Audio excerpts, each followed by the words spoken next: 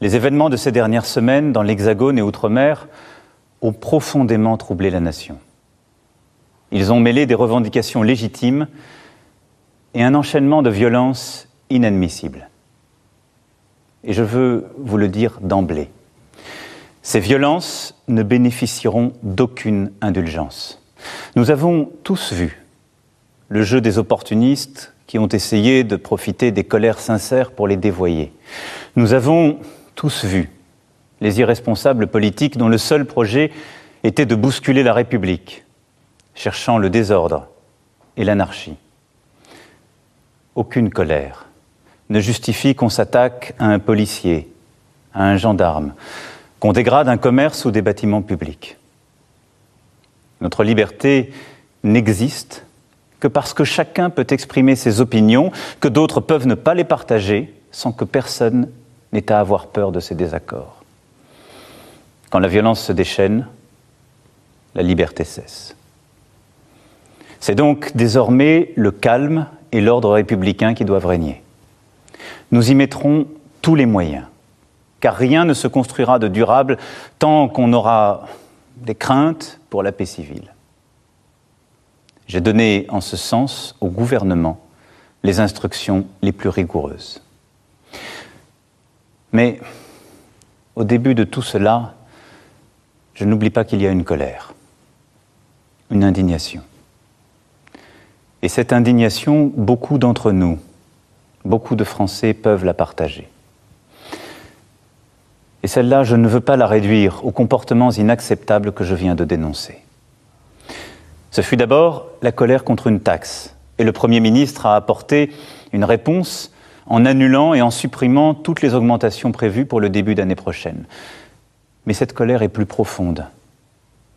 Je la ressens comme juste à bien des égards. Et elle peut être notre chance. C'est celle du couple de salariés qui ne finit pas le mois et se lève chaque jour tôt et revient tard pour aller travailler loin. C'est celle de la mère de famille, célibataire, veuve ou divorcée, qui ne vit même plus, qui n'a pas les moyens de faire garder les enfants et d'améliorer ses fins de mois, et n'a plus d'espoir. Je les ai vues, ces femmes de courage, pour la première fois disant cette détresse, sur tant de ronds-points. C'est celle des retraités modestes, qui ont contribué toute leur vie et souvent aident à la fois parents et enfants et ne s'en sortent pas. C'est celle des plus fragiles, des personnes en situation de handicap, dont la place dans la société n'est pas encore assez reconnue. Leur détresse ne date pas d'hier. Mais nous avions fini lâchement par nous y habituer. Et au fond, tout se passait comme s'ils étaient oubliés, effacés. Ce sont 40 années de malaise qui ressurgissent. Malaise des travailleurs qui ne s'y retrouvent plus, malaise des territoires, villages comme quartiers, où on voit les services publics se réduire et le cadre de vie disparaître, malaise démocratique, où se développe le sentiment de ne pas être entendu, malaise face au changement de notre société, à une laïcité bousculée et devant des modes de vie qui créent des barrières, de la distance. Cela vient de très loin, mais c'est là, maintenant. Sans doute n'avons-nous pas su depuis 1 an et demi y apporter une réponse suffisamment rapide et forte. Je prends ma part de cette responsabilité. Il a pu m'arriver de vous donner le sentiment que ce n'était pas mon souci, que j'avais d'autres priorités. Je sais aussi qu'il m'est arrivé de blesser certains d'entre vous par mes propos. Je veux ce soir être très clair avec vous. Si je me suis battu pour bousculer le système politique en place, les habitudes, les hypocrisies, c'est précisément parce que je crois plus que tout dans notre pays et que je l'aime. Et ma légitimité, je ne la tire d'aucun titre, d'aucun parti, d'aucune coterie, je ne la tire que de vous, de nul autre. Nombre d'autres pays traversent ce mal-vivre qui est le nôtre. Mais je crois profondément que nous pouvons trouver une voie pour en sortir tous ensemble. Je le veux pour la France, parce que c'est notre vocation, au travers de l'histoire, d'ouvrir ainsi des chemins jamais explorés, pour nous-mêmes et pour le monde. Je le veux pour nous tous, Français, parce qu'un peuple qui se divise à ce point, qui ne respecte plus ses lois et l'amitié qui doit l'unir, est un peuple qui court à sa perte.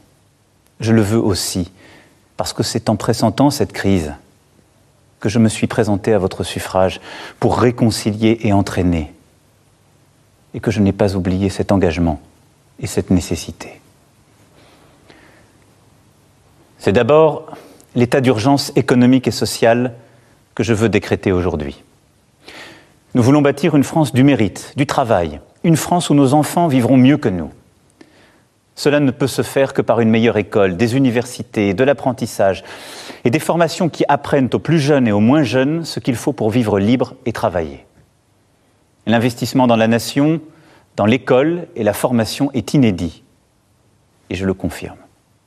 Nous voulons une France où l'on peut vivre dignement de son travail. Sur ce point, nous sommes allés trop lentement. Je veux intervenir vite et concrètement sur ce sujet. Je demande au gouvernement et au Parlement de faire le nécessaire afin qu'on puisse vivre mieux de son travail dès le début d'année prochaine. Le salaire d'un travailleur au SMIC augmentera de 100 € par mois dès 2019, sans qu'il en coûte 1 € de plus pour l'employeur. Je veux renouer avec une idée juste, que le surcroît de travail accepté constitue un surcroît de revenus. Les heures supplémentaires seront versées sans impôt ni charge dès 2019. Et je veux qu'une vraie amélioration soit tout de suite perceptible. C'est pourquoi je demanderai à tous les employeurs qui le peuvent de verser une prime de fin d'année à leurs employés. Et cette prime n'aura à acquitter ni impôt ni charge. Les retraités constituent une partie précieuse de notre nation. Pour ceux qui touchent moins de 2 000 € par mois, nous annulerons en 2019 la hausse de CSG subie cette année. L'effort qui leur a été demandé était trop important et il n'était pas juste. Dès demain, le Premier ministre présentera l'ensemble de ses décisions aux parlementaires. Mais nous ne devons pas nous arrêter là. J'ai besoin que nos grandes entreprises, nos concitoyens les plus fortunés, aident la nation à réussir. Je les réunirai et prendrai des décisions en ce sens dès cette semaine. Je sais que certains voudraient, dans ce contexte, que je revienne sur la réforme de l'impôt sur la fortune. Mais pendant près de 40 ans, il a existé. Vivions-nous mieux durant cette période? Les plus riches partaient et notre pays s'affaiblissait. Conformément aux engagements pris devant vous, cet impôt a été supprimé pour ceux qui investissent dans notre économie et donc aident à créer des emplois. Et il a été maintenu au contraire pour ceux qui ont une fortune immobilière. Revenir en arrière nous affaiblirait alors même que nous sommes en train de recréer des emplois dans tous les secteurs. Cependant, le gouvernement et le Parlement devront aller plus loin pour mettre fin aux avantages indus et aux évasions fiscales. Le dirigeant d'une entreprise française doit payer ses impôts en France. Et les grandes entreprises qui y font du profit doivent y payer l'impôt. C'est la simple justice. Vous le voyez, nous répondrons à l'urgence économique et sociale par des mesures fortes, par des baisses d'impôts plus rapides, par une meilleure maîtrise des dépenses, plutôt que par des reculs.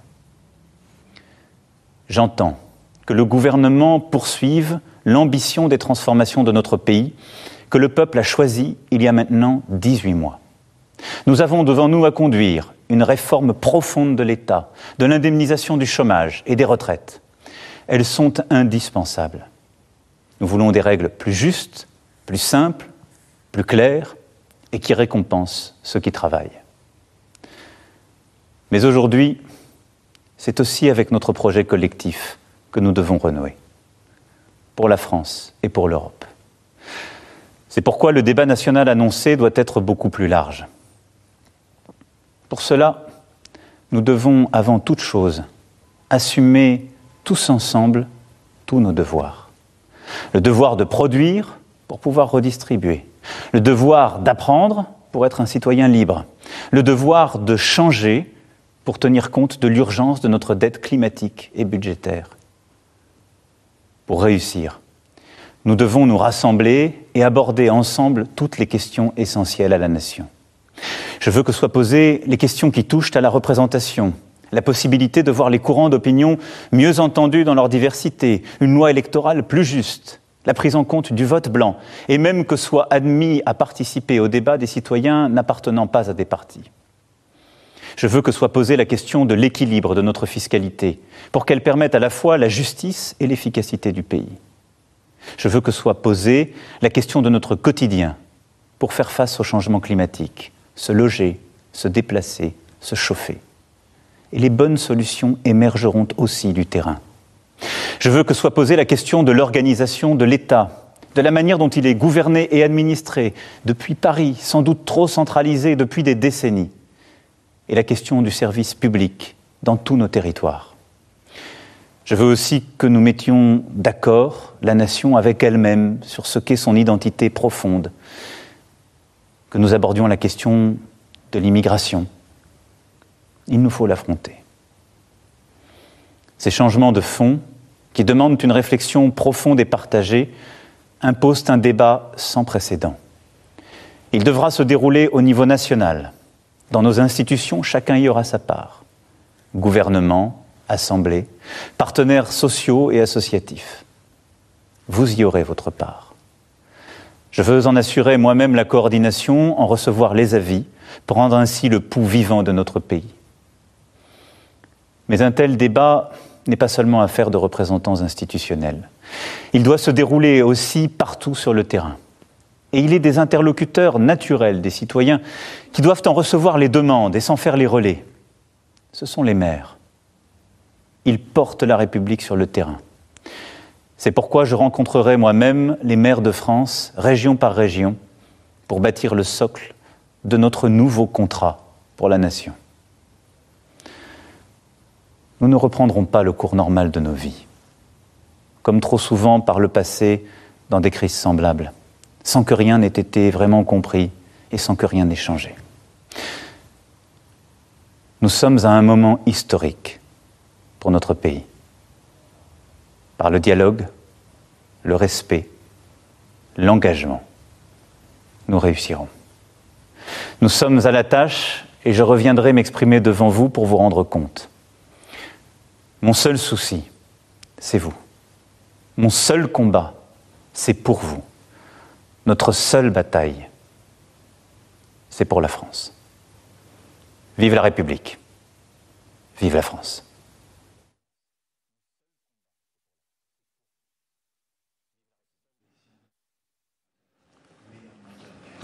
Voilà, vous venez d'écouter l'allocution très attendue d'Emmanuel Macron. Il est 20h13 en direct sur RT France. Merci de nous rejoindre. Emmanuel Macron qui s'est donc exprimé durant à peu près 12 minutes. Un discours extrêmement attendu après les mobilisations très fortes des Gilets jaunes depuis le 17 novembre. Édition spéciale pour analyser chaque mot évidemment de ce discours du président de la République. Nous sommes sur ce plateau avec Étienne Chouard, enseignant en économie et droit. Bonsoir, merci d'être avec nous. Alexandre Devecchio, journaliste au Figaro. Bonsoir Alexandre Devecchio, merci également d'être avec nous. Je vous laisse l'honneur du premier commentaire. C'était évidemment un discours éminemment attendu, celui d'Emmanuel Macron ce soir. Qu'en avez-vous pensé ? Globalement, on analysera évidemment ces mesures une par une. Je pense que c'est globalement insuffisant. Alors peut-être que sur fond de lassitude du mouvement des Gilets jaunes, ça suffira pour ramener un peu de paix sociale dans les semaines à venir, mais ça ne réglera en rien le problème de fond. Je crois que le mouvement des Gilets jaunes est né d'une crise extrêmement profonde, d'un rejet de la politique d'Emmanuel Macron, mais aussi de la politique qui a été menée ces 40 dernières années, qui a été en gros une politique d'ajustement à la mondialisation, auquel les Français ont adhéré au début, mais au fil des années, ils se sont aperçus que c'était une politique qui les appauvrissait, qui les fragilisait sur le plan social, sur le plan culturel, et je crois que c'est ce qu'ils rejettent profondément. Donc, pour les convaincre, il aurait fallu un changement de cap complet, profond. Or, c'est pas le cas là où on a une série de mesures techniques. On y reviendra. Certaines sont intéressantes, d'autres extrêmement superficielles, voire un peu ridicules. Mais c'est des mesurettes et on ne change rien. au logiciel qui est celui d'Emmanuel Macron, mais qui est aussi celui de ses prédécesseurs, et donc les mêmes causes produisant les mêmes effets. La crise, le malaise dans la démocratie auquel on assiste en France, mais aussi un peu partout dans le monde, va continuer à perdurer. Étienne Chouard, votre première impression après cette allocution de 12 minutes sans rentrer dans les détails? L'élection donne le pouvoir aux meilleurs menteurs. Donc on a affaire à des professionnels, les meilleurs, les champions du mensonge. Le gars qui te dit à la fin, mon seul souci c'est vous, alors qu'il vient de nous voler, de nous piller, de détruire le droit du travail, de détruire la sécurité sociale.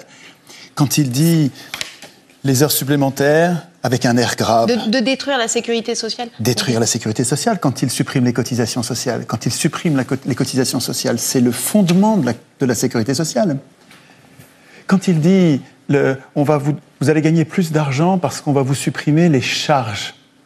Mais c'est pas des charges, c'est des cotisations sociales. Des cotisations sociales, c'est du salaire différé, mais du salaire. C'est comme s'il disait, je vais baisser vos salaires. Il le dit pas parce que c'est un menteur professionnel. Donc, c'est à nous de décrypter quand il parle de réforme. Réforme en français, ça veut dire une modification en bien. Ça veut dire, dans le dictionnaire, c'est une amélioration. Or, mais c'est pas le premier, ça fait 40 ans que ça dure, ils appellent réforme des régressions. Nous régressons sur tout. Et d'ailleurs, il l'avoue, vous vous souvenez de Kessler qui disait... il parlait de Sarkozy, il parlait des mesures de Sarkozy, ça partait dans tous les sens. Il dit, vous comprenez pas, vous dites que c'est incohérent. Mais moi, je vais vous dire la cohérence de ce que fait Sarkozy. C'était l'ancien patron du MEDEF. Et il disait, donc il l'avouait, il dit, je vais vous donner la cohérence. La cohérence, c'est de détruire tout ce qui a été institué lors du Conseil national de la résistance. Donc la sécurité sociale, notamment. Donc le plan, c'est ça, c'est de faire de la sécurité sociale un centre de profit comme aux États-Unis. C'est juste révoltant. Et ce gars-là vient nous dire « mon seul souci, c'est vous », alors qu'il nous pille. Alors, il y a quand même eu quelques mesures. On va un petit peu les détailler ensemble. On nous avait annoncé, Muriel Pénicaud, la ministre du Travail, s'était farouchement opposée à l'augmentation du SMIC, en pensant que ça détruirait effectivement le travail et ça supprimerait des emplois.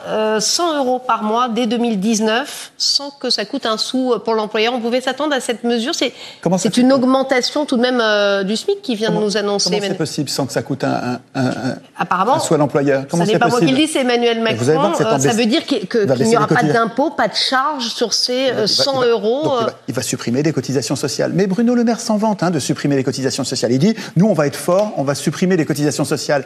C'est honteux. Ce faisant, il affame les hôpitaux, il détruit notre protection sociale. C'est révoltant. Je vous arrête quelques secondes, place au direct. On est en duplex avec Jean-Luc Mélenchon, président de la France Insoumise. Les uns et les autres, voilà. En quelque sorte enfermés dans une logique voulue par les politiques. À l'indignation du très grand nombre contre les inégalités et surtout contre le fait que les uns ont tout et les autres rien, il a pensé qu'une distribution de monnaie pourrait calmer l'insurrection citoyenne qui a éclaté. C'est à ceux qui sont dans cette action aujourd'hui, c'est-à-dire les gilets jaunes et les jeunes, de dire si cela leur convient. Mais pour notre part, comme parlementaires insoumis, voici ce que nous voyons. Premier point. Une partie considérable de la population n'est concernée par aucune des mesures annoncées par le président de la République.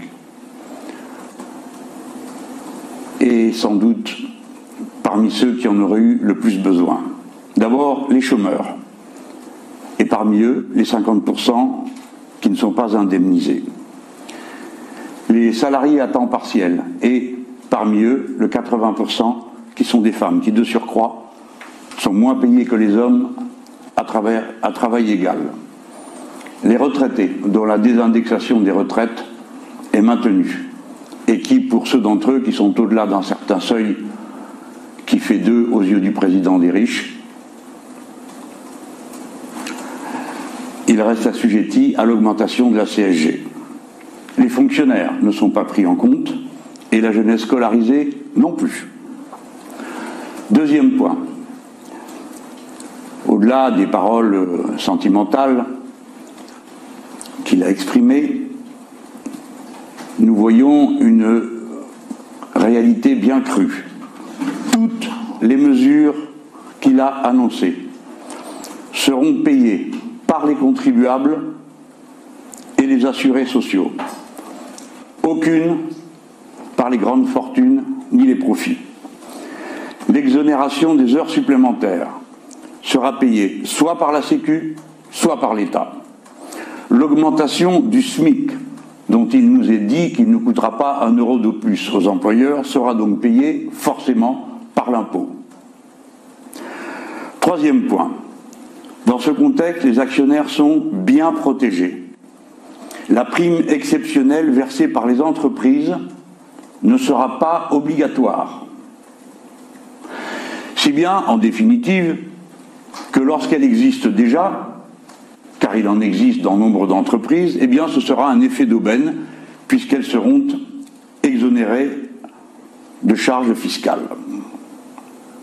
L'impôt sur la fortune n'est pas rétabli, sans qu'on sache pourquoi, alors que le moment de la solidarité est venu. Le crédit d'impôt compétitivité emploi est maintenu et son coût extravagant conforté. Quatrième point. Aucune des revendications pour davantage de démocratie participative ne reçoit de réponse. Des bonnes intentions, si, mais des réponses, non. Cinquième point, et pour un parlementaire, c'est important. Le budget est totalement désorganisé. La discussion que nous avons eue en première lecture n'aura donc servi à peu près à rien. Au total, il s'agit de trouver plus de 10 milliards supplémentaires pour le budget de l'État. Le projet de loi de finances actuel est désarticulé. Le Premier ministre a déjà annoncé que pour compenser ce que je viens d'évoquer, il y aura des économies, dit-il, supplémentaires, c'est-à-dire moins de services publics. Le contraire de ce qui est demandé. À nos yeux, plus que jamais, est reposée la question du sens de la politique qui est appliquée dans le pays. Ce que Emmanuel Macron vient de dire ce soir, à propos des bonnes intentions et des sentiments chaleureux qu'il éprouve, dit-il, à l'égard du peuple, ne correspond en rien à la politique générale qu'il a tracée, ni au budget qu'il a proposé. Il faut choisir. Ou bien continuer la politique qui compte sur un effet magique de ruissellement des riches vers ceux qui ont moins, ou bien mettre en place un budget qui part des besoins connus du peuple et qui part de la nécessité de l'investissement écologique. Selon moi, les paroles qui ont été prononcées par le président de la République sont vaines. Mais je ne peux conclure sans dire, comme responsable politique et comme républicain, ma tristesse de voir le président de la République, d'une part, répéter les attaques contre l'État, qu'il soit muet sur l'industrie au moment où celle-ci est mise en cause, et surtout, qu'il ait décidé de remettre sur la table la question de l'immigration dans des termes aussi discutables que ceux qu'il a utilisés en faisant le lien avec la loi de 1905 de laïcité de l'État. Voilà, mesdames et messieurs, pourquoi je crois que l'acte 5, qui se jouera samedi prochain, l'acte 5 du début de la révolution citoyenne dans notre pays, sera un moment de grande mobilisation. Mais bien sûr, comme tout un chacun, je m'en remets à la décision qui sera prise par ceux qui sont dans l'action. Merci. Et voilà, on vient d'écouter donc Jean-Luc Mélenchon après ce discours d'Emmanuel Macron. Jean-Luc Mélenchon assez sévère dans ses propos. Apparemment, il n'a rien trouvé de bien dans ce discours du président de la République. Jean-Luc Mélenchon qui parle de distribution de monnaie, de miettes de monnaie. Vous partagez cette analyse, Alexandre Devecchio ? Je le dirais peut-être pas de la même manière, mais effectivement, il n'y a rien de structurel. Moi, c'est ce qui me frappe, et c'est là où je peux rejoindre Jean-Luc Mélenchon, c'est que on fait encore une fois quelques mesures ponctuelles, des sortes de cautères sur une jambe de bois, mais on refuse de changer le système. Emmanuel Macron continue à dire qu'il veut aller plus vite, se faire mieux comprendre. Je crois que les Français ont compris, mais majoritairement, ils ne veulent pas aujourd'hui de cette politique, de ces politiques-là, et ils se contenteront pas effectivement de quelques mesures ponctuelles pour établir un semblant d'égalité. Donc je suis pas sûr que ce soit de nature à calmer la crise de manière profonde. Le président de la République s'est exprimé en 2 temps. Il a, semble-t-il, annoncé des mesures d'urgence pour cautériser les plaies d'une manière rapide, mais tout de même, il souhaite lancer un grand débat dans lequel il souhaite associer les régions, les maires. Est-ce que c'est pas là que ça va se jouer? Vous n'avez pas senti quand même une forme de compréhension et de bon diagnostic de la situation sur sa deuxième partie qui, effectivement, reste à l'état d'intention pour le moment? Pour l'instant, ça reste à l'état d'intention, et la colère du pays est telle que je ne crois pas que ça attendra des débats en région. S'il voulait donner un signe en termes de démocratie participative, il aurait pu effectivement parler de référendum ou de référendum d'initiative populaire. Là, on aurait eu quelque chose de très concret qui aurait permis aux gens qui veulent être acteurs citoyens, parce que ce mouvement, c'est aussi ça, c'est le retour de la souveraineté populaire, d'initiative populaire. Ça permet aux gens de choisir les thèmes qui les intéressent. Il aurait pu en faire un sur la transition énergétique, par exemple, si on veut cette transition énergétique là ou pas. Il aurait pu en faire un sur un certain nombre de sujets. Il l'a pas fait, donc je crois qu'il n'y a rien de nature à modifier la donne, et le fait de repousser à des discussions ultérieures, ça risque aussi de feuilletonner, parce que même si ce mouvement commence à s'essouffler par lassitude, finalement, j'ai l'impression parfois que le gouvernement l'entretient et renvoie ça à l'épisode suivant, quoi. Étienne Chouard n'a pas l'air du tout d'accord avec vous quand vous dites que le mouvement est en train de s'essouffler. Étienne Chouard? Hier, j'étais au péage du Pont de l'Étoile. Avant-hier, j'étais sur le rond-point de Saint-Clair sur Rhône.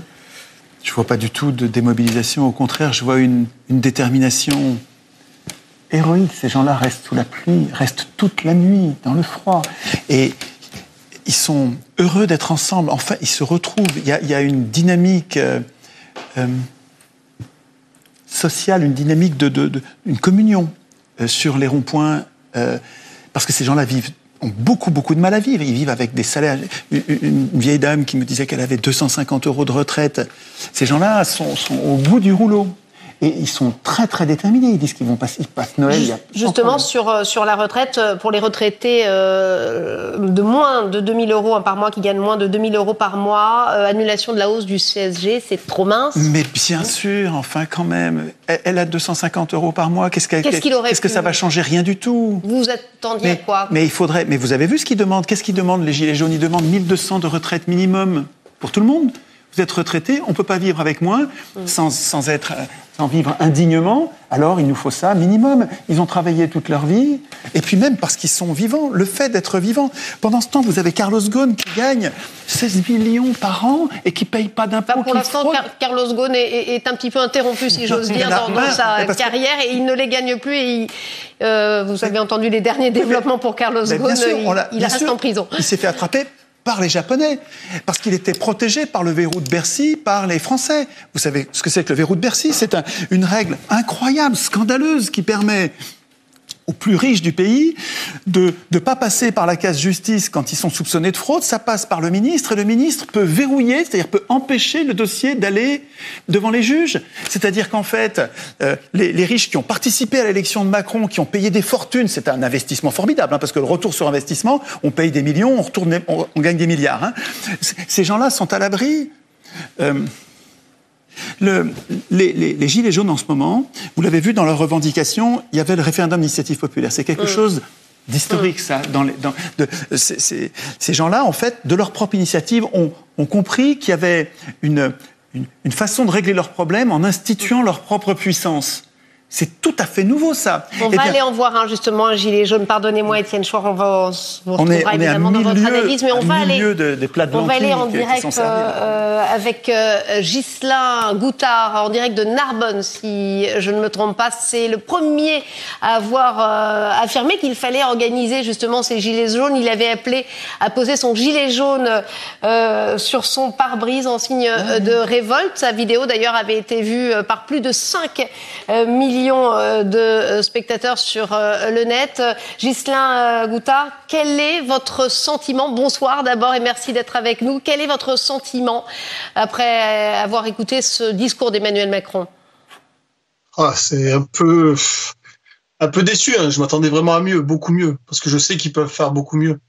Là, c'est un peu des miettes qu'il nous a donné. Un peu déçu? Pas complètement déçu?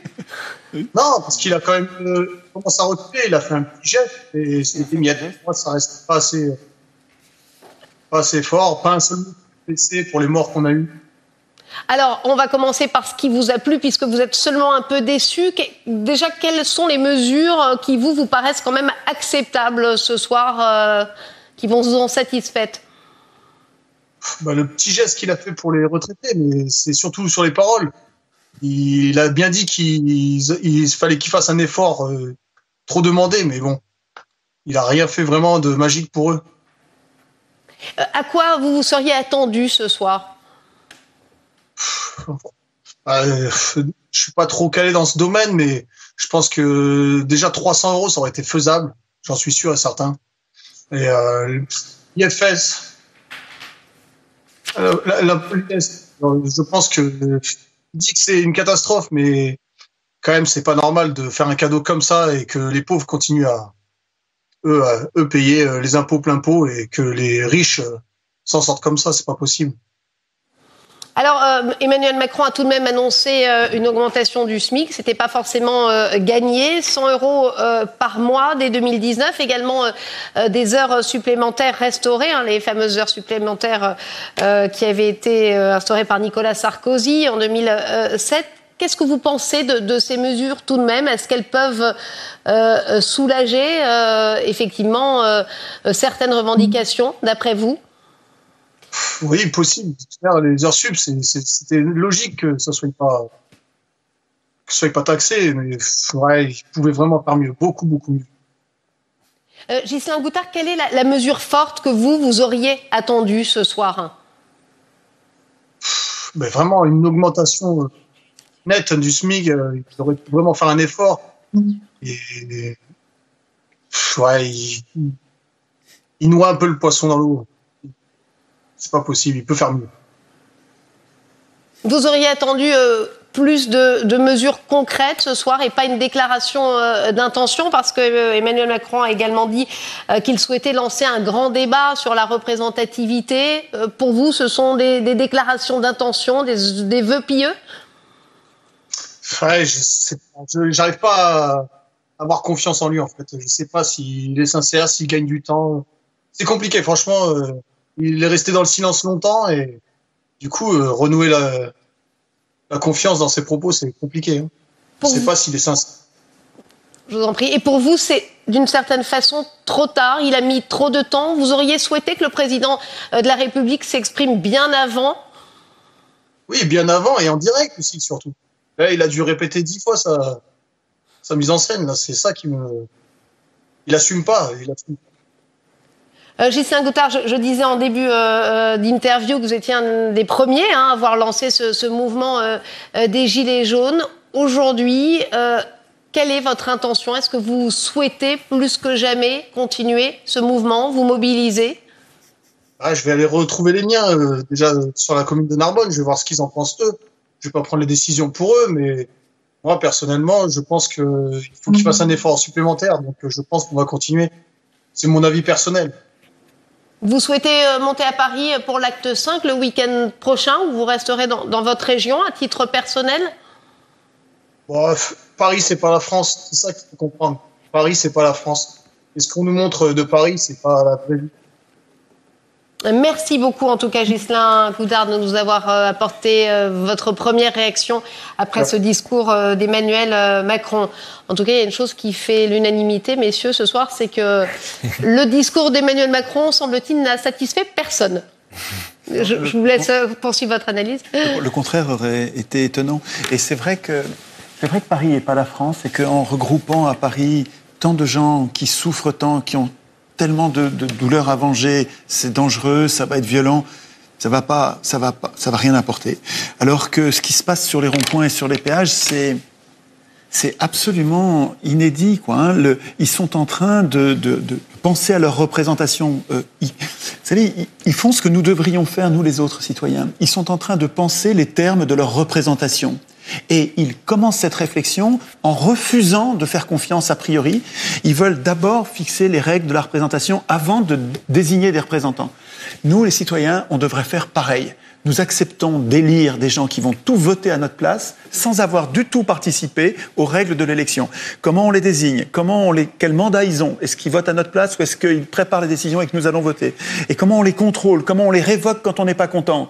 Jamais nous n'avons, nous les autres que les Gilets jaunes, hein, nous n'avons décidé. Et les Gilets jaunes nous font la leçon là. Ils nous montrent qu'ils sont en train de prendre le problème au début, c'est-à-dire régler les procédures de représentation avant de désigner leur représentant. Ça fait 200 ans presque que c'est comme ça, oui, mais finalement. ça s'est fait sans nous. Mais ça s'est absolument fait sans nous. Est-ce que vous avez, vous, participé à un processus constituant depuis que vous êtes né ? Est-ce que vous avez participé à l'écriture d'une loi ou au contrôle d'un... Non, mais ça fait des années et des années et des années. Et manifestement, ça ne fonctionne pas, non, effectivement. Ça donne le capitalisme dans lequel les riches contrôlent les élus en finançant leur campagne électorale et en se faisant ensuite renvoyer l'ascenseur. Est-ce que, Étienne Chouard, vous pensez à un pays dans lequel nous avons ce type de représentativité que vous appelez de vos voeux ?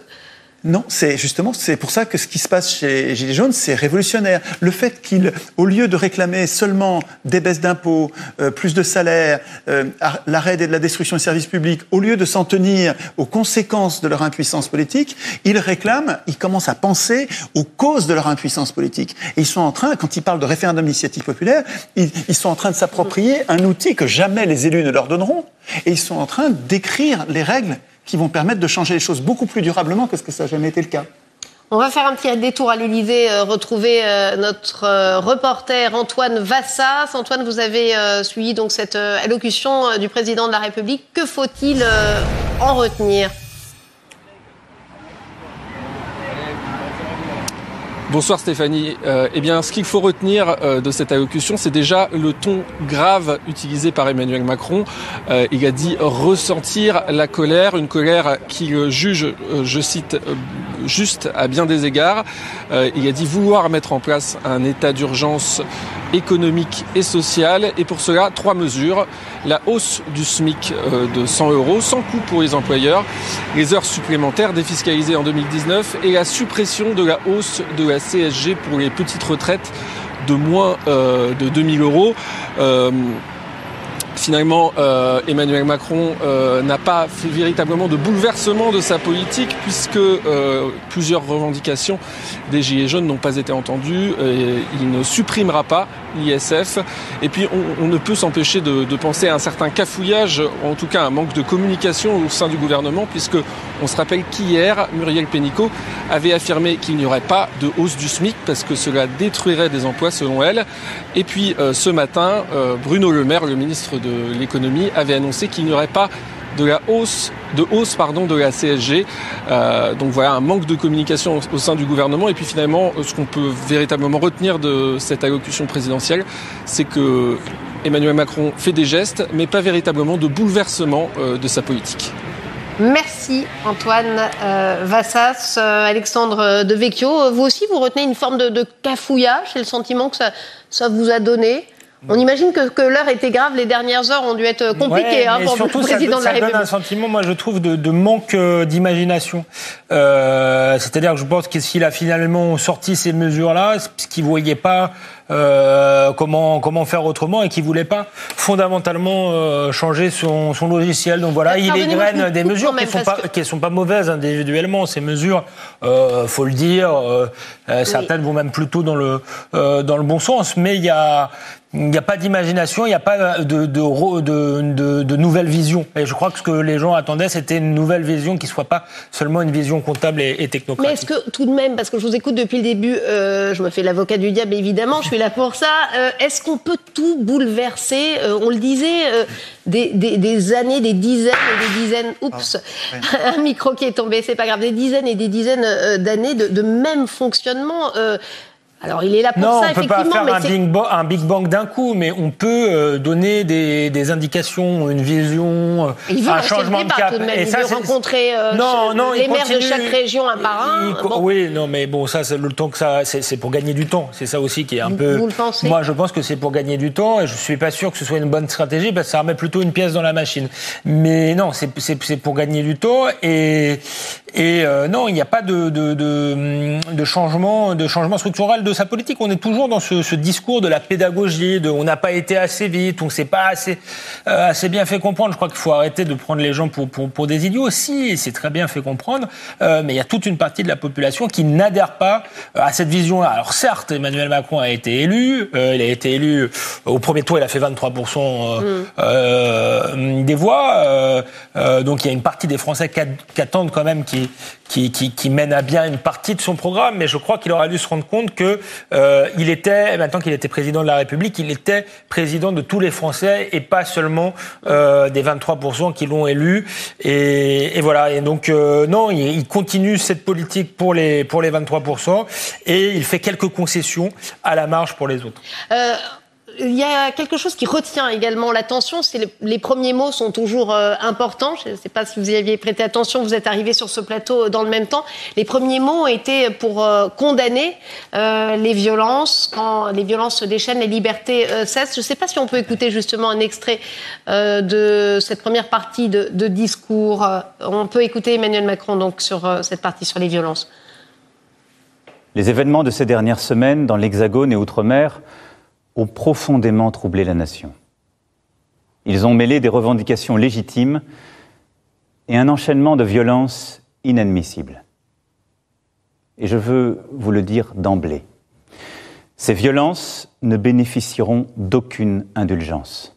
Nous avons tous vu le jeu des opportunistes qui ont essayé de profiter des colères sincères pour les dévoyer. Nous avons tous vu les irresponsables politiques dont le seul projet était de bousculer la République, cherchant le désordre et l'anarchie. Aucune colère ne justifie qu'on s'attaque à un policier, à un gendarme, qu'on dégrade un commerce ou des bâtiments publics. Notre liberté n'existe que parce que chacun peut exprimer ses opinions, que d'autres peuvent ne pas les partager, sans que personne n'ait à avoir peur de ses désaccords. Quand la violence se déchaîne, la liberté cesse. C'est donc désormais le calme et l'ordre républicain qui doivent régner. Nous y mettrons tous les moyens, car rien ne se construira de durable tant qu'on aura des craintes pour la paix civile. Et voilà, ce sont donc sur ces mots-là qu'Emmanuel Macron a ouvert son allocution tout à l'heure. C'est significatif tout de même. Oui, Étienne Jouard, je vous sens énervé. C'est quand même tellement injuste de parler de la violence qu'on voit dans les rues sans parler de la violence qui a déclenché cette violence. Et seconde, on dirait le violeur qui se plaint de la violence de la victime qui se défend.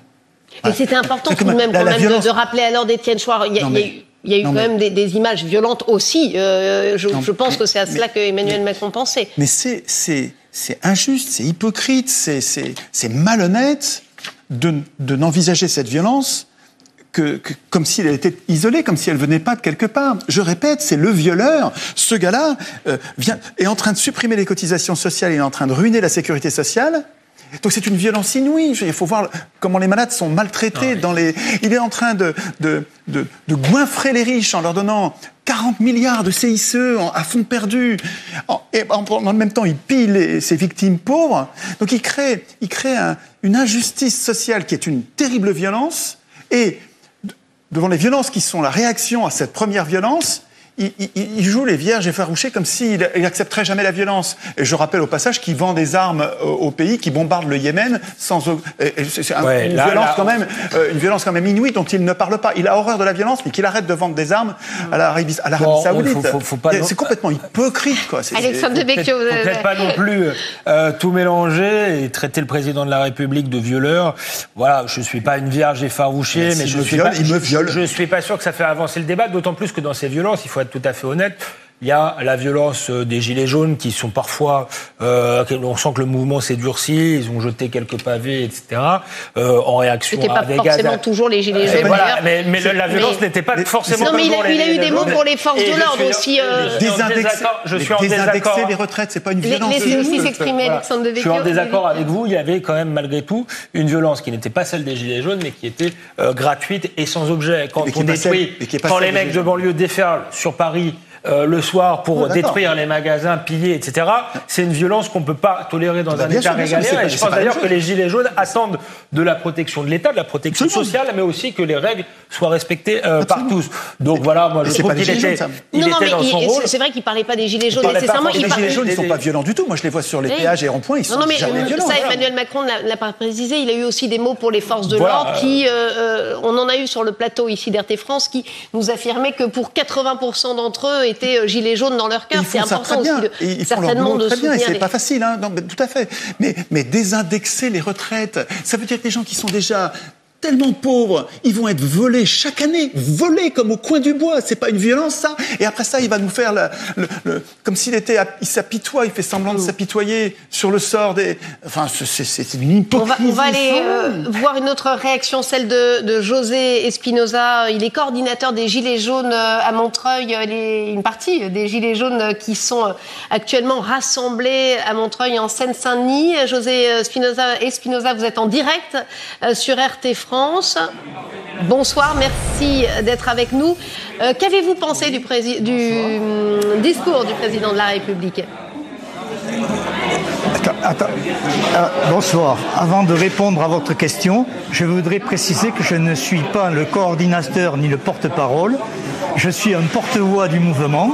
C'est moi qui l'ai initié, c'est vrai, mais aujourd'hui, nous nous auto-organisons et donc c'est un mouvement, comme je l'ai toujours qualifié, un mouvement sans tête, mais un mouvement avec plusieurs têtes.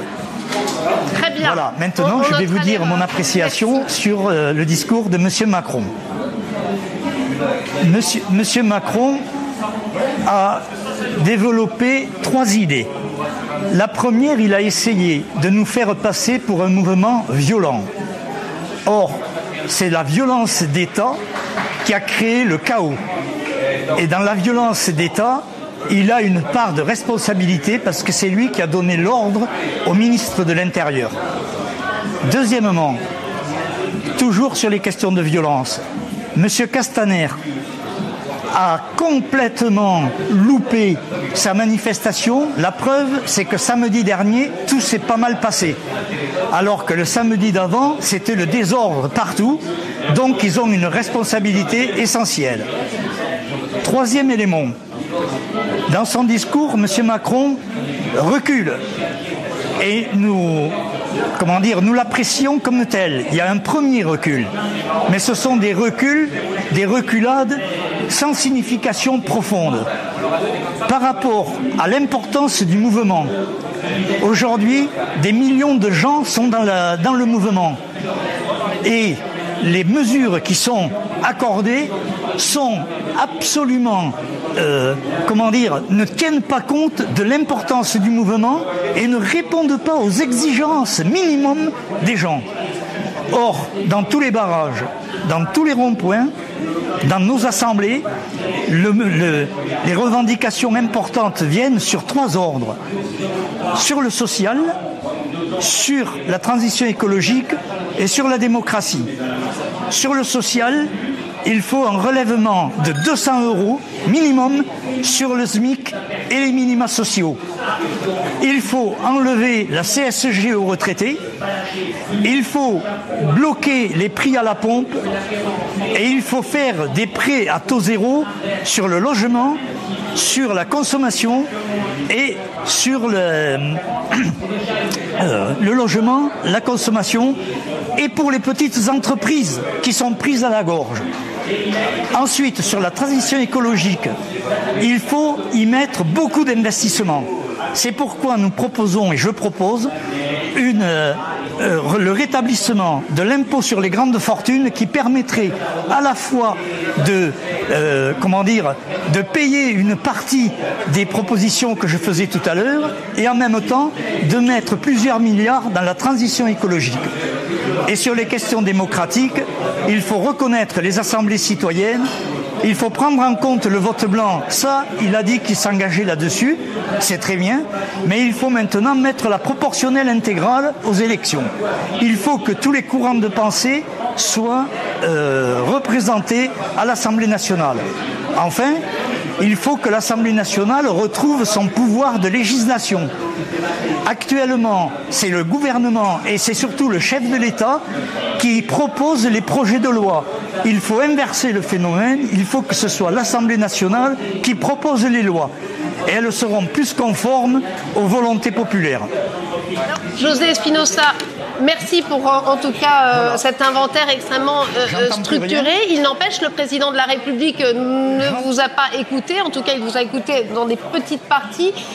Aujourd'hui, que comptez-vous faire pour vous faire entendre ? Il y a une unanimité pour continuer le mouvement. Nous allons faire l'acte 5 samedi prochain et nous allons prendre un certain nombre de dispositions pour mettre un peu d'agitation pendant la semaine. Et ensuite, je crois que si le gouvernement s'entête sur sa position, eh bien Noël ne se fera pas avec des Pères Noël rouges, il se fera avec des Pères Noël jaunes. Alors, José Espinosa, qu'est-ce que vous entendez par on va mettre un petit peu d'agitation cette semaine, qu'on soit au parfum ? Un petit peu d'agitation, c'est-à-dire on va aller manifester dans les rues à la rencontre des gens pour les faire s'exprimer. Parce que pour le moment, on a un soutien massif virtuel, mais il faut le transformer en soutien actif. Mais évidemment, c'est pas la violence, on débat, c'est les discussions. Il y a un débat actuellement, on a un débat politique formidable dans le pays. Justement, tout de même, il faut laisser ce crédit au président de la République, c'est pas moi qui le dis, c'est lui. Il souhaite justement lancer ce débat sur les institutions, notamment, il le dit lui-même, un État trop centralisé. Je crie pour que vous m'entendiez.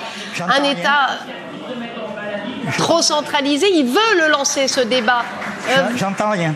Bon, écoutez, alors je vais vous remercier, José Espinosa. Merci d'avoir été... Excusez-moi, mais j'entends rien. Il n'y a pas de problème. Merci d'avoir été avec nous. De toute façon, le message est passé. Vous n'êtes pas satisfait de cette allocution et de ces propositions d'Emmanuel Macron. C'est vraiment le même discours. On se demande, Alexandre Devecchio, quand ce mouvement et comment peut-il s'arrêter ? Il y a plusieurs pistes. Effectivement, il en a énoncé quelques-unes. Je pense qu'il aurait pu s'arrêter s'il y avait eu un signe fort sur le plan démocratique. Je parlais il aurait pu avoir la dissolution de l'Assemblée nationale, mais je pense que ça n'aurait pas réglé les choses à long terme, puisqu'il y a une forme de discrédit de tous les partis politiques. Mais encore une fois, parler d'un référendum d'initiative populaire, ça aurait permis justement aux Gilets jaunes, pour le coup, de faire des propositions concrètes et de lancer des initiatives. Ça aurait pu être un geste. Il aurait pu abolir cette taxe, parce que je rappelle qu'il l'a pas fait. Il a simplement supprimé la hausse pour un an.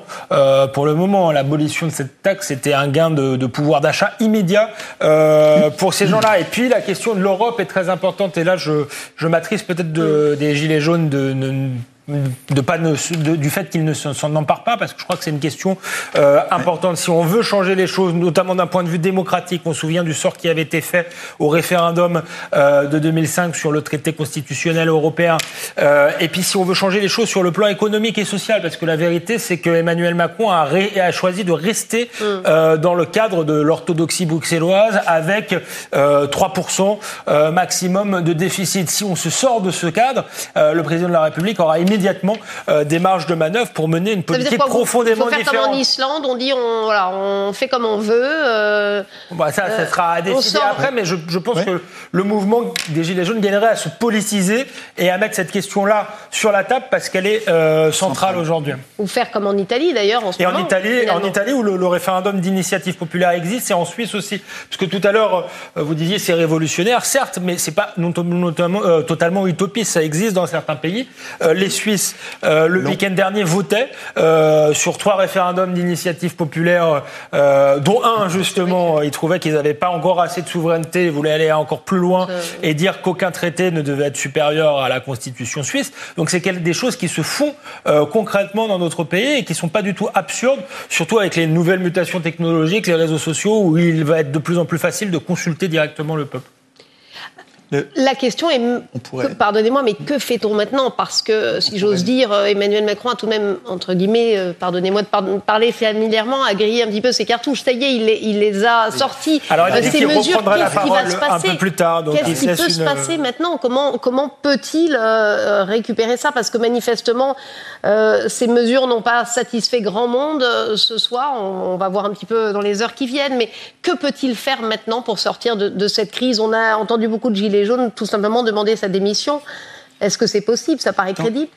En fait, ce qu'il faudrait comprendre, et ça, il faudrait que les Gilets jaunes y réfléchissent, c'est que Macron ne peut pas faire autre chose que ce que lui impose l'Union européenne. Tout le mal qu'il nous fait est demandé par l'Union européenne. Les GOPE, les grandes orientations de politique économique, demandent la privatisation de la sécurité sociale, la baisse des retraites, la baisse des allocations chômage, la suppression des CDI. Tout ça est programmé dans les institutions européennes. C'est un carcan qui s'impose et qu'il est obligé de suivre. Pourtant, on pourrait lui glisser, puisqu'il manque d'imagination, comme disait Alexandre, c'est vrai, on pourrait lui glisser qu'il ferait rentrer les Gilets jaunes chez eux en passant la TVA à 0% sur tous les produits de première nécessité dont la liste serait donnée par les Gilets jaunes. C'est à eux de décider quels sont les produits qui doivent coûter absolument moins cher. Et puis, en leur donnant la puissance politique durable qui viendrait du référendum d'initiative populaire et que lui n'écrirait pas, mais qui serait écrite par eux-mêmes en leur disant « Écoutez, écrivez les règles du référendum d'initiative populaire en toute matière » qui vous permettra d'obtenir chacun des 40 points que vous avez mis. Vous savez que les Gilets jaunes ont mis une quarantaine de points remarquables, des revendications législatives, mais qu'ils pourront obtenir par référendum d'initiative populaire. C'est pas la peine de leur donner tel ou tel. Je vais vous donner le référendum d'initiative populaire en toute matière, sur le texte que vous aurez écrit, et la crise sera réglée. En fait, c'est pas si compliqué. Il suffit qu'ils fassent ça plutôt que de nous donner des plats de lentilles qui changent rien et le cauchemar continue pour les gens pauvres. Et la dissolution de l'Assemblée nationale, le départ d'Édouard Philippe, évidemment, c'est pas ce que souhaitent finalement les Gilets jaunes. On est bien d'accord. Ça change absolument rien. Non, je crois que c'est pas ce qu'ils souhaitent. Alors ça peut être une réponse, pour calmer les choses sur le coup. Mais la crise, elle est structurelle et elle reviendra sous une forme ou une autre après. Je crois. C'est pour ça que j'insiste sur le changement de cap, la dimension européenne du problème et effectivement peut-être les outils institutionnels pour en sortir. Il y a une volonté de souveraineté du peuple et donc il faut lui redonner la main, tout simplement, ou une partie de la main. Tout le système français qu'il faut changer, de la Ve République. Non, parce que De Gaulle l'avait... Je suis pas d'accord, De Gaulle l'avait aussi fondé là-dessus. Alors, certes, l'initiative populaire n'existait pas, mais il avait une pratique du référendum beaucoup plus régulière. Il avait une légitimité beaucoup plus forte qu'Emmanuel Macron, parce qu'il n'était pas élu avec 23% au premier tour. Il avait une légitimité historique, mais il prenait soin de confirmer sa légitimité par des référendums réguliers. Et le jour où il a perdu, il est parti. Donc c'est pas du tout en contradiction, je crois, avec notre Constitution, qui est assez bonapartiste, avec certes une vraie verticalité incarnée par un chef fort, mais qui a un rapport direct avec sa population. Est-ce que selon vous, Emmanuel Macron a joué son quinquennat ce soir? Ça va être désormais extrêmement compliqué pour le président de la République. On se demande réellement comment il peut se sortir de cela. Mais il n'y a aucune institution dans l'anticonstitution qui est la nôtre qui lui impose de renoncer au pouvoir. Et il peut très bien continuer. Hein. Qu'est-ce qui va l'arrêter? Il n'y a rien. Nous n'avons rien que la rue comme institution pour protester contre ces abus de pouvoir. Et s'il veut y rester, comme un tyran qu'il est, il peut très bien rester. Hein. Vous annoncez ça. Vous le traitez de tyran, Emmanuel Macron? Mais bien sûr. Enfin, quand même. Bon, il a quand même été élu démocratiquement. Mais pas du tout. Mais c'est un oxymore. Élu démocratiquement, c'est un oxymore. L'élection est antidémocratique. Elle consiste à demander aux gens d'abandonner tout pouvoir de voter. Élire, ça n'est pas voter. Élire, c'est renoncer à voter. Donc, il n'a pas du tout été élu démocratiquement. Il a été élu, c'est-à-dire qu'il a été conduit à une place de tyran, à tout décider à notre place. Je crois qu'aujourd'hui, on a un conflit entre la démocratie, je crois, et le libéralisme, qui est en fait une forme de technocratie, avec des institutions extérieures qui ont de plus en plus de poids. Je crois qu'il faut retrouver un équilibre entre les deux. Je dirais pas qu'on est dans un système antidémocratique totalement. Les libertés individuelles sont garanties. Merci. Mais il faut retrouver un équilibre entre démocratie et libéralisme. Merci Alexandre Devecchio. Il est 21h. Merci de nous rejoindre en direct sur RT France. C'était une allocution très attendue. Emmanuel Macron s'est donc exprimé durant 12 minutes. L'analyse tout de suite dans ce journal. Dans l'actualité également, Theresa May qui annonce au Parlement le report du vote sur la sortie du Royaume-Uni de l'Union européenne, un vote prévu initialement demain, en cause les profondes divisions des parlementaires. Bonsoir à tous, bienvenue sur RT France, merci de nous rejoindre. Emmanuel Macron s'est donc exprimé comme prévu à 20h pile. L'allocution a duré environ 12 minutes. Nous sommes en direct de l'Élysée avec Antoine Vassas. Bonsoir Antoine, que faut-il retenir de ce discours du président de la République ? Bonsoir Stéphanie. Eh bien, ce qu'il faut retenir, c'est avant tout le ton grave employé par Emmanuel Macron. Le président a dit comprendre la colère des Gilets jaunes, une colère qu'il juge, je cite, juste à bien des égards. Le président de la République a dit vouloir mettre en place un état d'urgence sociale et économique. Et pour cela, 3 mesures. La hausse du SMIC de 100 € brut, sans coût pour l'employeur, des heures supplémentaires défiscalisées en 2019 et la suppression de la hausse de la CSG pour les petites retraites de moins de 2 000 €. Mais plusieurs revendications des Gilets jaunes n'ont pas été entendues. Emmanuel Macron ne reviendra pas sur la suppression de l'ISF. Il l'a dit pendant son allocution. Le président qui n'a finalement pas fait de véritable bouleversement de sa politique. Et puis, on ne peut s'empêcher de souligner un certain cafouillage au sein du gouvernement, puisque hier, Muriel Pénicaud avait affirmé qu'il n'y aurait pas de hausse du SMIC, puisque cela nuirait à l'emploi, selon elle. Et ce matin encore, Bruno Le Maire a affirmé qu'il n'y aurait pas de suppression de la hausse de la CSG. Donc, visiblement, un manque de communication au sein du gouvernement, ou en tout cas des annonces qui ont été décidées dans la journée. Voilà ce qu'on peut retenir en tout cas de cette allocution. Comme je vous l'ai dit, des gestes de la part du président de la République, mais pas de véritable bouleversement de sa politique. Merci Antoine Vassas. Et justement, je vous propose d'écouter Emmanuel Macron qui a donc annoncé plusieurs mesures. Petit récapitulatif tout de suite. C'est d'abord l'état d'urgence économique et social que je veux décréter aujourd'hui. Nous voulons une France où l'on peut vivre dignement de son travail. Sur ce point, nous sommes allés trop lentement. Je veux intervenir vite et concrètement sur ce sujet. Je demande au gouvernement et au Parlement de faire le nécessaire afin qu'on puisse vivre mieux de son travail dès le début d'année prochaine. Le salaire d'un travailleur au SMIC augmentera de 100 € par mois dès 2019, sans qu'il en coûte 1 € de plus pour l'employeur. Je veux renouer avec une idée juste, que le surcroît de travail accepté constitue un surcroît de revenus. Les heures supplémentaires seront versées sans impôt ni charge dès 2019. Et je veux qu'une vraie amélioration soit tout de suite perceptible. C'est pourquoi je demanderai à tous les employeurs qui le peuvent de verser une prime de fin d'année à leurs employés. Et cette prime n'aura à acquitter ni impôt ni charge. Les retraités constituent une partie précieuse de notre nation. Pour ceux qui touchent moins de 2 000 € par mois, nous annulerons en 2019 la hausse de CSG subie cette année. L'effort qui leur a été demandé était trop important et il n'était pas juste. J'ai besoin que nos grandes entreprises, nos concitoyens les plus fortunés, aident la nation à réussir. Je les réunirai et prendrai des décisions en ce sens dès cette semaine. Je sais que certains voudraient, dans ce contexte, que je revienne sur la réforme de l'impôt sur la fortune. Mais pendant près de 40 ans, il a existé. Vivions-nous mieux durant cette période? Les plus riches partaient et notre pays s'affaiblissait. Conformément aux engagements pris devant vous, cet impôt a été supprimé pour ceux qui investissent dans notre économie et donc aident à créer des emplois. Et il a été maintenu au contraire pour ceux qui ont une fortune immobilière. Revenir en arrière nous affaiblirait alors même que nous sommes en train de recréer des emplois dans tous les secteurs.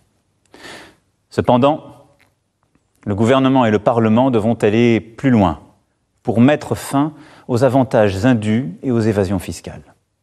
Le dirigeant d'une entreprise française doit payer ses impôts en France. Et les grandes entreprises qui y font du profit doivent y payer l'impôt. C'est la simple justice. Vous le voyez, nous répondrons à l'urgence économique et sociale par des mesures fortes, par des baisses d'impôts plus rapides, par une meilleure maîtrise des dépenses, plutôt que par des reculs. Et voilà pour l'essentiel de l'allocution d'Emmanuel Macron. Pour en parler, nous sommes sur ce plateau avec Sergio Coronado, ancien député Europe Écologie et Les Verts. Bonsoir, monsieur. Bonsoir. Merci d'être avec nous. Comment vous l'avez trouvé, Emmanuel Macron? Est-ce que, selon vous, il a répondu à la colère des Gilets jaunes? D'abord, c'est un exercice un peu convenu. Il avait été mis en scène, on attendait sa prise de parole, il avait cultivé ce silence alors que le pays, depuis 3 semaines, se mobilise et réclame plus d'égalité, plus de justice sociale. Et donc, dans ce type d'exercice, on a souvent des mots qui reviennent, des expressions qu'on a déjà entendues, notamment l'état d'urgence sociale, c'est une expression qu'on avait entendu chez François Hollande. Moi, je suis très étonné qu'un jeune président élu il y a 18 mois découvre l'état du pays. Et donc, je crois qu'il a un peu reculé, en effet.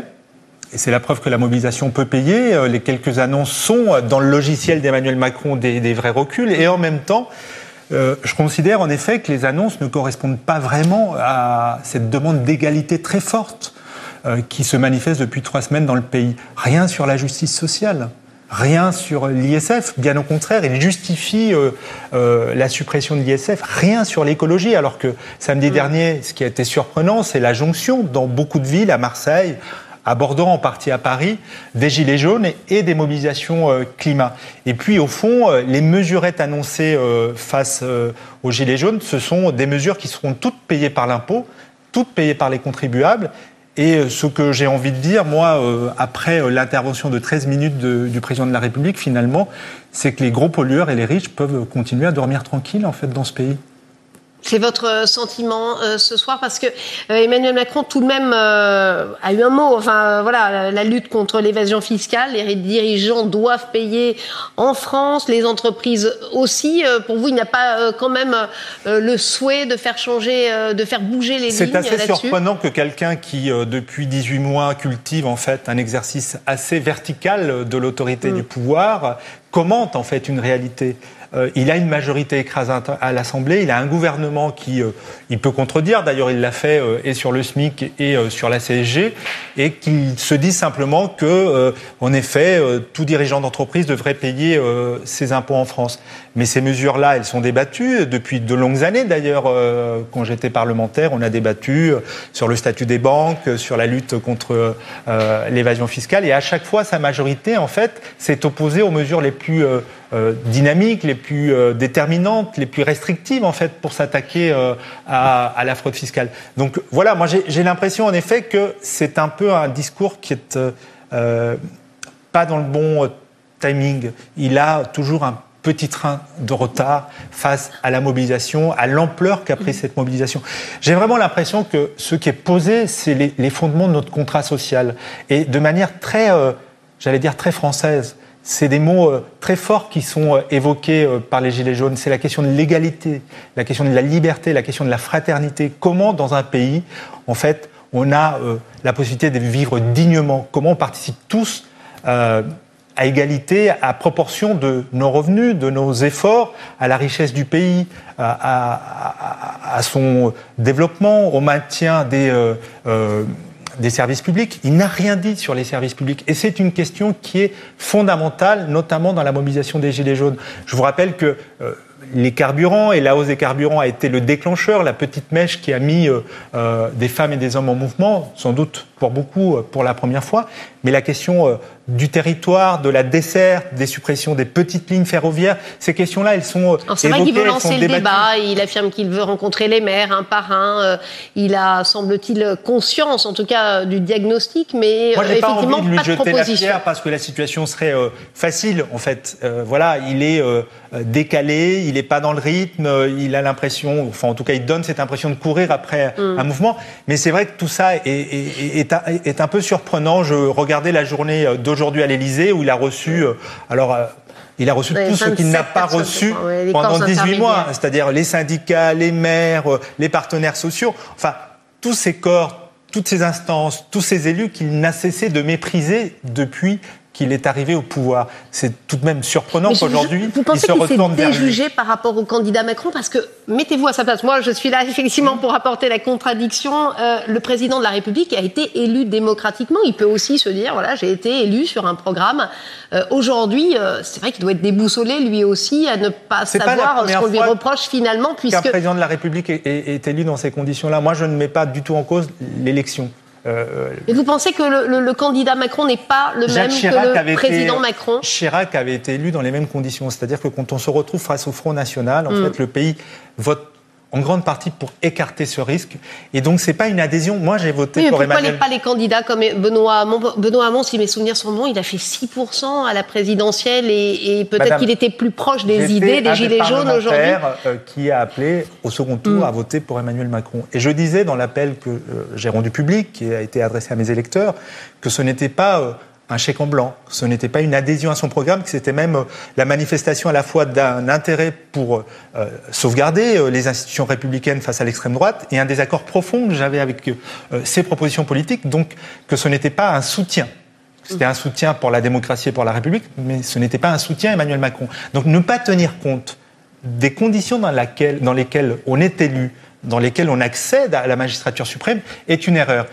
Il n'y a pas d'adhésion massive au programme qui est celui d'Emmanuel Macron. Il aurait dû donc entendre, écouter, débattre, ne pas considérer au fond que sa victoire était une sorte de chèque en blanc que le pays lui avait donné. Et depuis 3 semaines déjà, et on le voit partout en France, ce qui est dit est contraire, absolument contraire à ce qui fait son logiciel politique. C'est vrai qu'il est bousculé, mais quand on fait de la politique, on écoute, on entend, on est un représentant de celles et de ceux qui ont décidé de nous mettre en responsabilité. Et je crois qu'il est encore ce soir un peu loin du compte. Comment peut-il se sortir de la crise et surtout sortir le pays de la crise? Parce qu'on a du mal à imaginer la suite. On le voit, son allocution n'a pas satisfait grand monde. Un acte 5 est sur le point de se produire samedi prochain. Comment peut-on en sortir maintenant? Je crois que la question, au fond, du sens de la politique, du sens du contrat social, de ce qui nous lie, de ce qui fait qu'on est une nation, qu'on est un pays.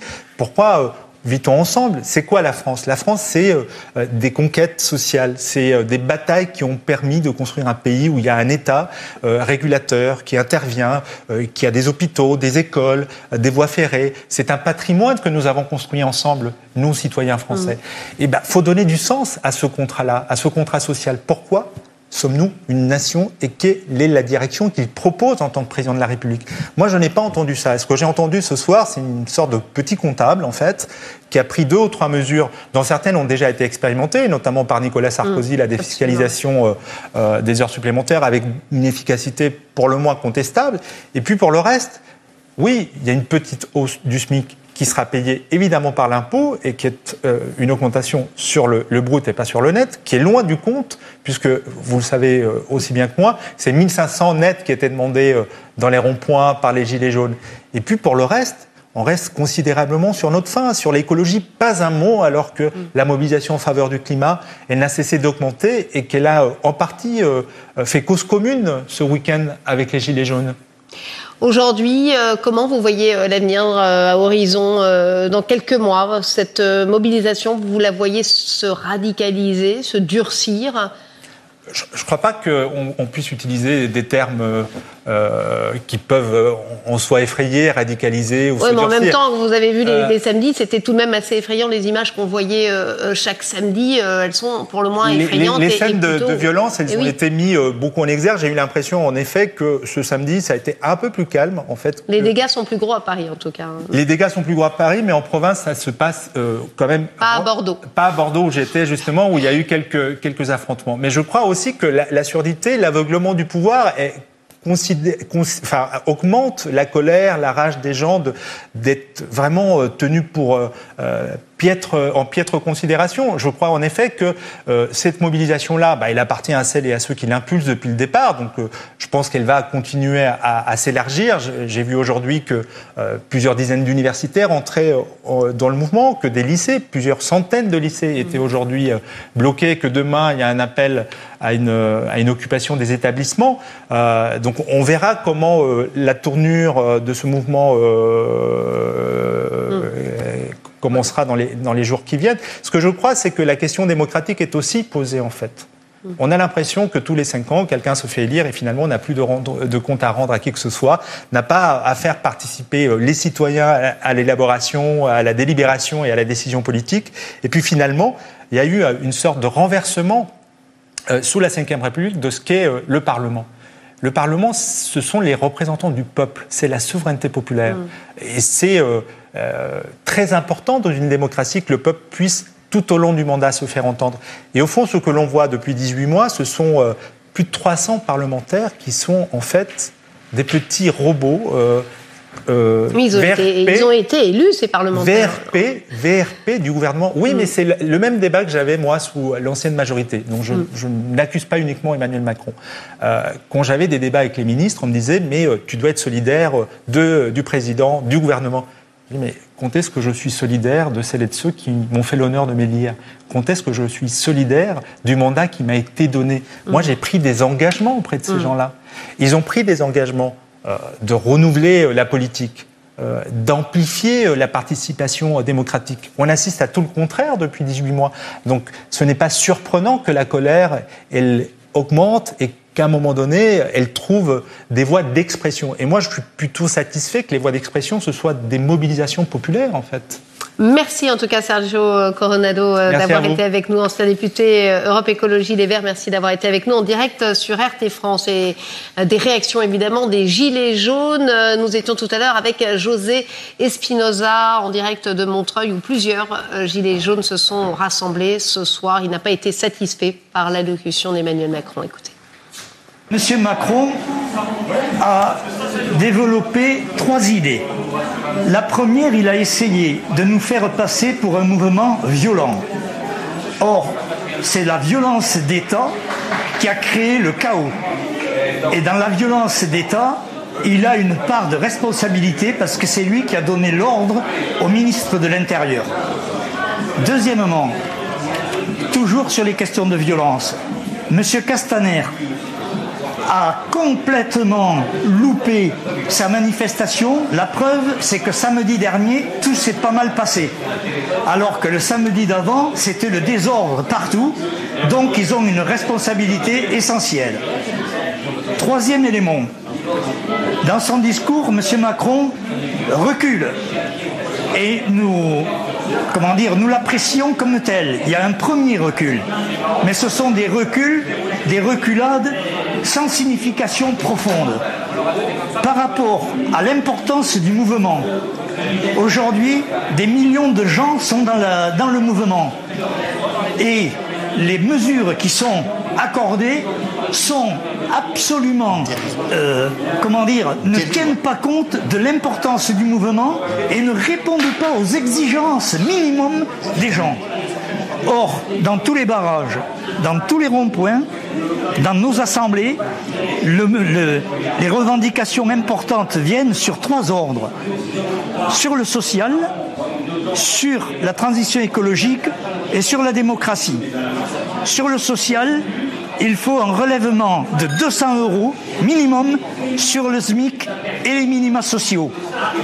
Il faut enlever la CSG aux retraités. Il faut bloquer les prix à la pompe. Et il faut faire des prêts à taux zéro sur le logement, sur la consommation et sur le logement, la consommation et pour les petites entreprises qui sont prises à la gorge. Ensuite, sur la transition écologique, il faut y mettre beaucoup d'investissements. C'est pourquoi nous proposons, et je propose, le rétablissement de l'impôt sur les grandes fortunes qui permettrait à la fois de payer une partie des propositions que je faisais tout à l'heure et en même temps de mettre plusieurs milliards dans la transition écologique. Et sur les questions démocratiques, il faut reconnaître les assemblées citoyennes, il faut prendre en compte le vote blanc. Ça, il a dit qu'il s'engageait là-dessus, c'est très bien, mais il faut maintenant mettre la proportionnelle intégrale aux élections. Il faut que tous les courants de pensée soient représentés à l'Assemblée nationale. Enfin, il faut que l'Assemblée nationale retrouve son pouvoir de législation. Actuellement, c'est le gouvernement et c'est surtout le chef de l'État qui propose les projets de loi. Il faut inverser le phénomène, il faut que ce soit l'Assemblée nationale qui propose les lois. Et elles seront plus conformes aux volontés populaires. Et voilà pour cette réaction. Et pendant l'allocution d'Emmanuel Macron, les premières réactions n'ont pas tardé à venir sur les réseaux sociaux. Je vous propose d'en voir quelques-unes. Macron évoque les services publics qui disparaissent, qui contribuent à les détruire tous les jours. Lignes de train, hôpitaux, classes qui ferment. Décidément, quand le président parle des difficultés à vivre, il peine à apparaître réellement sincère. C'est son problème, c'est fini. Nous attendions la suppression des cadeaux fiscaux faits aux plus riches, aux détenteurs de capitaux ou aux multinationales afin d'améliorer la situation des plus précaires et de financer le service public toujours plus éloigné des lieux de vie. Et je vous propose maintenant d'écouter l'analyse d'Étienne Chouard, enseignant en économie et en droit après l'allocution du président de la République. Il était sur notre plateau. L'élection donne le pouvoir aux meilleurs menteurs. Donc on a affaire à des professionnels. Les meilleurs, les champions du mensonge. Le gars qui te dit à la fin, mon seul souci c'est vous, alors qu'il vient de nous voler, de nous piller, de détruire le droit du travail, de détruire la sécurité sociale.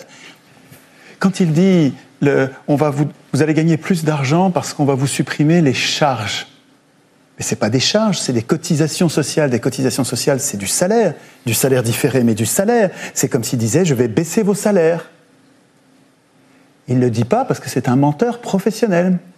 Donc, c'est à nous de décrypter quand il parle de réforme. Réforme en français, ça veut dire une modification en bien. Ça veut dire, dans le dictionnaire, c'est une amélioration. Or, mais c'est pas le premier, ça fait 40 ans que ça dure, ils appellent réforme des régressions. Nous régressons sur tout. Et d'ailleurs, il l'avoue, vous vous souvenez de Kessler qui disait... Il parlait de Sarkozy, il parlait des mesures de Sarkozy, ça partait dans tous les sens. Il disait, vous comprenez pas, vous dites que c'est incohérent, mais moi je vais vous dire la cohérence de ce que fait Sarkozy.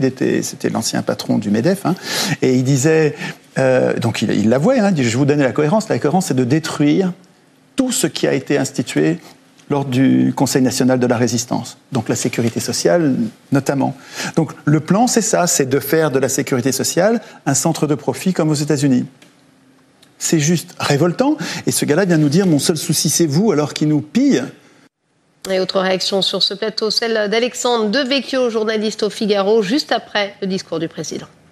Sur fond de lassitude du mouvement des Gilets jaunes, ça suffira pour ramener un peu de paix sociale dans les semaines à venir, mais ça ne réglera en rien le problème de fond. Je crois que le mouvement des Gilets jaunes est né d'une crise extrêmement profonde, d'un rejet de la politique d'Emmanuel Macron, mais aussi de la politique qui a été menée ces 40 dernières années, qui était en gros une politique d'ajustement à la mondialisation, auquel les Français ont adhéré au début, mais au fil des années, ils se sont aperçus que c'était une politique qui les appauvrissait, qui les fragilisait sur le plan social, sur le plan culturel, et je crois que c'est ce qu'ils rejettent profondément. Donc, pour les convaincre, il aurait fallu un changement de cap complet, profond. Or, c'est pas le cas là où on a une série de mesures techniques. On y reviendra. Certaines sont intéressantes, d'autres extrêmement superficielles, voire un peu ridicules. Mais c'est des mesurettes et on ne change rien au logiciel qui est celui d'Emmanuel Macron, mais qui est aussi celui de ses prédécesseurs. Et donc, les mêmes causes produisant les mêmes effets. La crise, le malaise dans la démocratie auquel on assiste en France, mais aussi un peu partout dans le monde, va continuer à perdurer. Et voilà ce que nous pouvions dire pour l'heure sur les mesures annoncées ce soir par Emmanuel Macron, allocution très attendue. Je vous rappelle les 4 principales mesures à retenir. 100 € d'augmentation du SMIC dès 2019, heures supplémentaires restaurées sans impôt ni charge pour l'employeur. Enfin, Emmanuel Macron demande une prime de fin d'année pour les employés, idem, sans charge ni impôt pour les entreprises.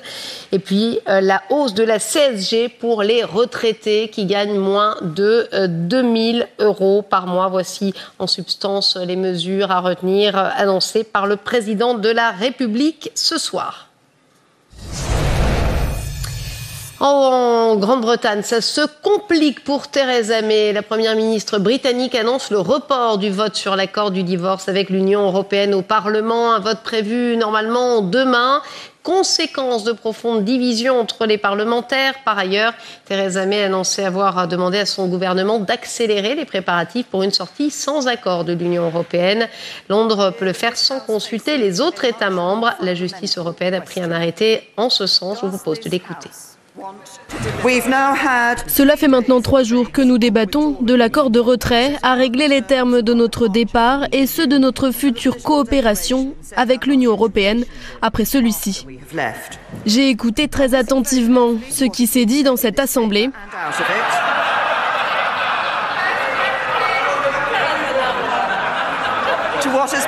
Ainsi qu'en dehors, ce qu'ont dit les députés de tous les bords.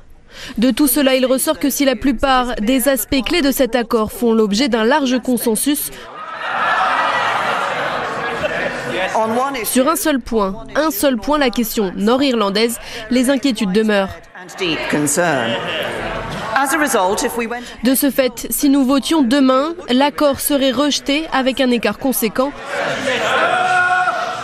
En conséquence, nous allons différer le vote prévu pour demain. Nous ne diviserons pas cette assemblée maintenant.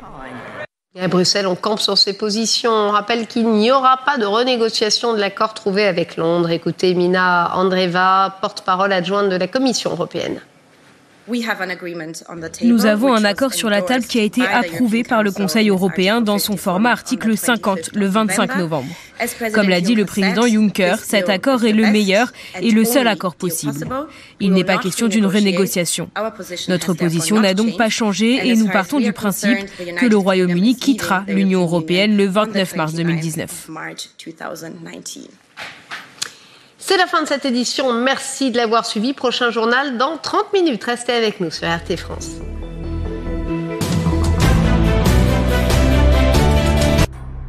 Chaque jour en politique, des milliers de parties d'échecs sont jouées, mais les règles ne sont pas toujours respectées. Les couleurs changent de camp. Les pions prennent la place des rois. De fines stratégies peuvent porter des résultats inattendus. Et même un coup décisif ne fait que repousser la victoire. Je suis Oleg Schomer et chaque semaine dans l'échiquier mondial, nous analyserons les coups les plus complexes du jeu politique international.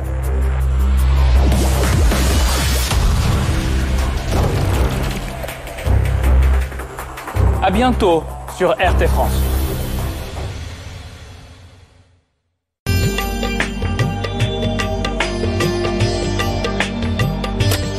L'huile de palme est l'un des produits les plus controversés de notre temps. C'est une graisse végétale solide et elle est très bon marché. En 2017, la production a atteint un sommet de 63 millions de tonnes. Cette croissance rapide de la demande globale d'huile peu coûteuse a causé une expansion massive des plantations de palmiers à huile, ce qui entraîne à son tour la destruction de la forêt tropicale. Dans la seule Indonésie, plus de 10 millions d'hectares de forêts primaires ont été détruits et cela se poursuit.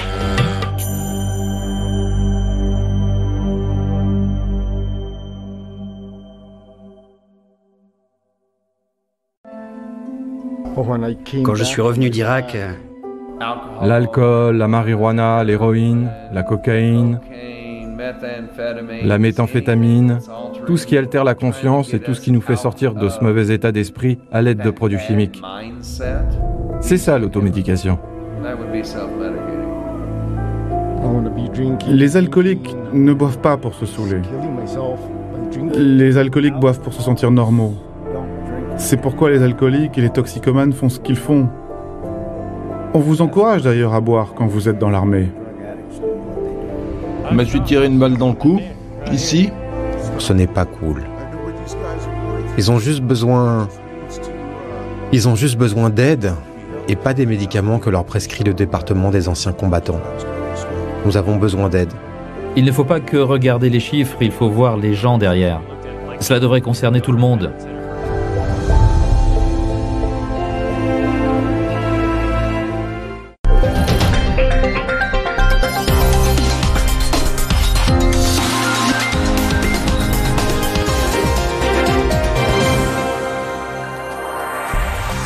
Bonjour à toutes et à tous, vous regardez l'échiquier mondial sur RT France. Aujourd'hui, direction le Sri Lanka où deux premiers ministres se disputent le pouvoir. En octobre, le président sri-lankais Maithripala Sirisena a chassé son premier ministre Ranil Wickremesinghe et nommé un membre de son parti, Mahinda Rajapakse. Mais Wickremesinghe, soutenu par le Parlement, s'accroche au pouvoir. Une crise politique dont les conséquences économiques ne laissent pas indifférents les voisins du Sri Lanka. Le nouveau Premier ministre, connu pour ses sympathies pour la Chine,